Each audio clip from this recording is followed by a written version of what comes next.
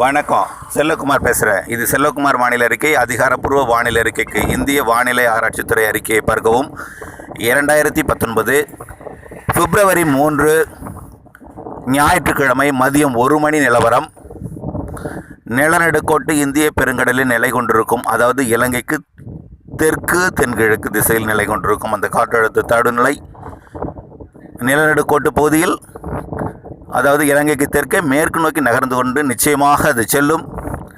இதன் காரணமாக நாளை 4ஆம் தேதி, மறுதினம் 5ஆம் தேதி 2 நாட்களும் டெல்டா மாவட்டம் மற்றும் தென் தமிழகம், நாகப்பட்டினம், காரைக்கால், கடலூருக்கும் வாய்ப்பு இருக்கிறது. தற்பொழுதுள்ள சூழ்நிலையில் கடலூர், காரைக்கால், நாகப்பட்டினம், திருவாரூர், தஞ்சாவூர், புதுக்கோட்டை, சிவகங்கை, ராமநாதபுரம், தூத்துக்குடி, திருநெல்வேலி,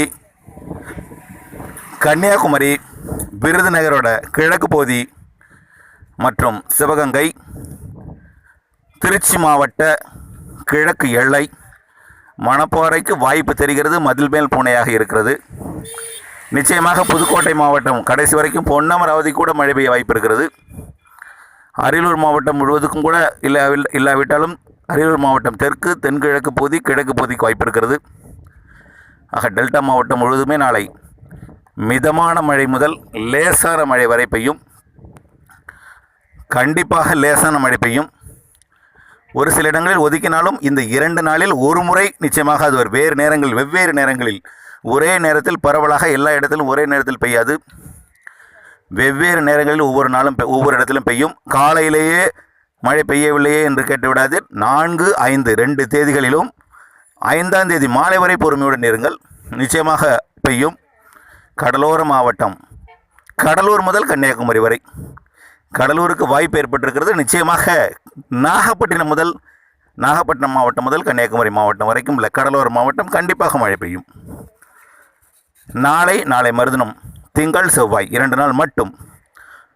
நாளை தமிழகம் மேகமூட்டத்துடன் காணப்படும். உள்ளே, அதாவது திண்டுக்கல் மாவட்டம் கூட மழைக்கு வாய்ப்பு இருக்கிறது. மதுரை ஒட்டியிருக்கூடிய பகுதி, புதுக்கோட்டை ஒட்டியிருக்கூடிய பகுதி, திருச்சி மாவட்டம் மணப்பாறைக்கும் வாய்ப்பு இருக்கிறது. திருவெரும்பூர், திருச்சி மாநகரம் வரைக்கும் தூறல் காணப்படலாம். ஆனால் மழை வாய்ப்பு குறைவு. புரிந்திருக்கும் என்று நினைக்கிறேன்.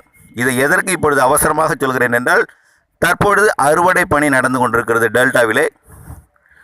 உடனடியாக இன்றுடன் அறுவடை பணியை நிறுத்தி கொண்டு வைக்கோல், அதாவது தீவனம், உடனடியாக அதை எடுத்து விடுங்கள். நாளை நனைத்து விடும். நாளை மறுதினம் மட்டுமே மழை வாய்ப்பு. அடுத்த நாள், அதாவது 6, 7, 8 மழை பெய்யாது. மீண்டும் 9ஆம் தேதி அடுத்த நனைக்கும் மழை வருகிறது. இன்றுக்குள் அறுவடை செய்யுங்கள். இல்லை என்றாலும் பதட்டப்பட வேண்டாம். 4, 5 தேதி முடிந்த பிறகு 6, 7, 8 தேதிகளில் அறுவடை செய்யலாம். அடுத்தது 9, 10 தேதிகளில் இதே போல் மழை இருக்கும்.